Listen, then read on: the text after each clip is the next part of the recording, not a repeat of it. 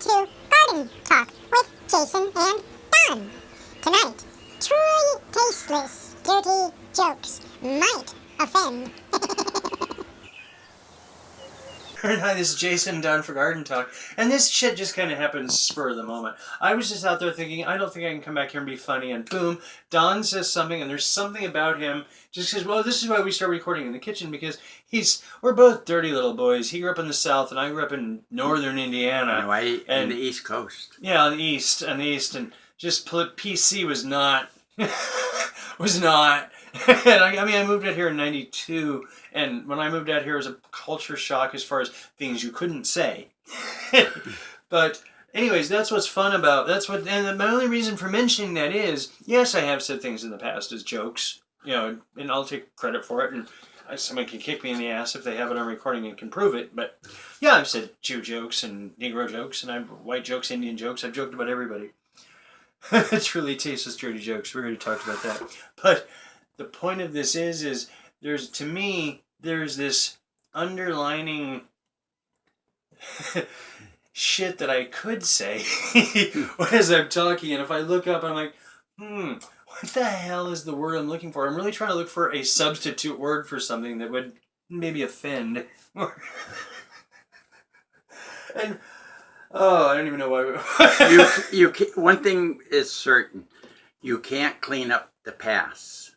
It's a closed chapter. The past. In other words, if something is said as part of a joke or as part of a story, from a time, you have to tell it in the way it was done at that time, and not clean it up, because nowadays everybody's offended by you looking at them. I could tell a joke right now, but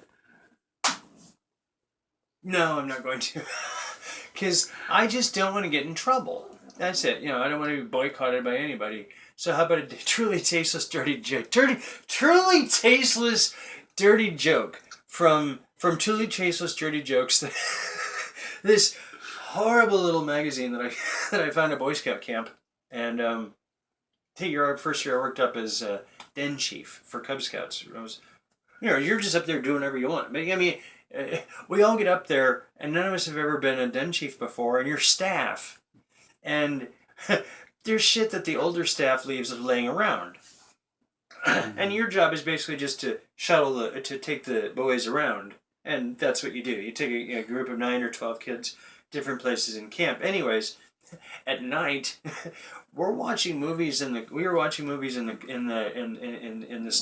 staff lounge that just my mom and dad would never let me watch, and I found this book called Truly Tasteless, Dirty Jokes.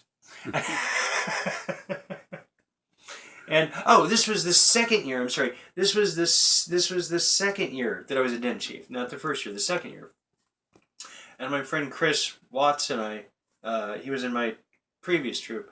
We were on the waterfront together, and I went down and started reading these jokes, and they were the funniest things in the world I ever heard. Holy shit, just horrible, horrible, horrible, horrible, horrible, vile humor. And I can't tell in many of them, but there were dead baby jokes. I can tell the dead baby jokes. Like what's red and knocks at your window? What's red and knocks at your window? I have no clue. It's a baby in a microwave. Yeah. A bloody baby? It's a baby. Think of like Gremlins. That's what I thought of. Like, when the gremlin exploded. Now there's another, what's red and squirms in the corner? A rat? A cat? A baby teething on a razor blade. A what? A baby teething on a razor blade. Okay, what's blue and squirms in the corner? A baby with a baggie over its head. Now it's green and lays in the corner. Dead baby. And stinks. The same baby 6 weeks later. Yes. These are the kind of jokes that I can tell. There were all these horrible. How did the dead baby cross the road? It got thrown there. Stapled to the chicken's ass. I mean, it was just shit. Like, now these are the nice ones that I can tell. The other ones were these long stories. I have a question. I have that book over there. I have a question about this. How come women and stuff like that aren't getting upset about baby jokes? Oh, poor babies doing all these things to them. That's horrible. You have to watch. You might offend somebody's nationality or race by a word that they themselves use? What is this? What's the point of this? I don't understand it. What's priority? You have to take. Yeah, and I just had to figure out a way to make it funny. That's the thing. I got to figure. I do this in my head. I come up with all these possible ways. How can I make this funny? And sometimes, very easy. You say it's a matter of oranges and apples. And I'm just trying to think. How can I change this story? And I don't know how I do it. It's just this thing that I've developed how to do to change a story to make it funny. Now there are certain things that are taken out of context, or not out of context, flavor just a little bit, but not usually too much. It's just the tone of voice, the reference that I was in. What the fuck was I talking about? Babies. Babies. No, why was I? How do you make those jokes? I don't make things funny, but there was something that make them funny. There was some. Oh, they did. How can I make dead babies funny? Yeah, yeah. Well, and I had a way.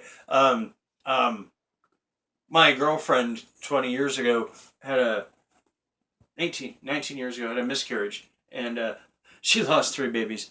Three of my babies. Now that's a good one. And another one is the baby doesn't necessarily. And they would have been 3 twins. Well, the babies don't necessarily have to be human babies. Well, they could be a baby giraffe or a baby bear or a baby something else. There were 3 babies that were lost, and they were mine, and they were boys. And so, if you want to joke about that, you can joke about that. And I'm totally fine with it. Okay, let's talk about. Okay, let's stop, because there are no dead babies, and there's no way you can justify that. What's funny about it is you have to tell. Okay, this is like a New Year's Eve. You have to take it in historical context. The jokes were told in the way that they were told in the 80s, and I was telling 80s jokes. So that's. Hold on, keep recording. I just need water. So in other words, you have to take a time. You have to condition your mind to the 80s before you hear this joke. If you can't, leave the audience now.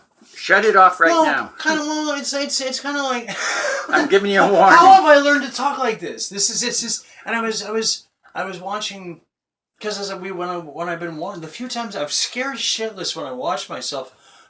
The fuck is that? Even what I'm doing now I know what that's going to look like. I'm just like, what is that on the fucking computer? Who do I look like, and how do I talk? And the only thing I can think of is James Spader's retarded son, who's trying to mimic the way his dad talks, but can't really do it. I love James Spader, but just the explanations and the diatribes of things. But it'd be his retarded son. Oh yeah, that's a Tardo. They're not getting in trouble for that. Lawsuit coming your way from the Spader family. Imitation. No, imitation. Wannabe imitation of a young James Spader. I don't know. No. Well, no, just like if you watch The Blacklist, the way he explained things, that he talks about things. Mm-hmm. And when I showed Rick part of it, or not Rick, who was it? Oh, my dad. Well, it looks like that James Spader guy on The Blacklist, because of the way you were telling the story. I was like, oh, okay. That's what my dad's take on it was. I don't know. Mm. I don't even know what we were talking about. We were talking about, how to clean up the jokes. Let's talk about Sally. Let's talk about how many. Okay, I want to do these in how many minutes long is this? I think we're at 8:30. Okay, stop and start it again. Thanks for watching. Don't forget to subscribe to our YouTube channel. See you next time.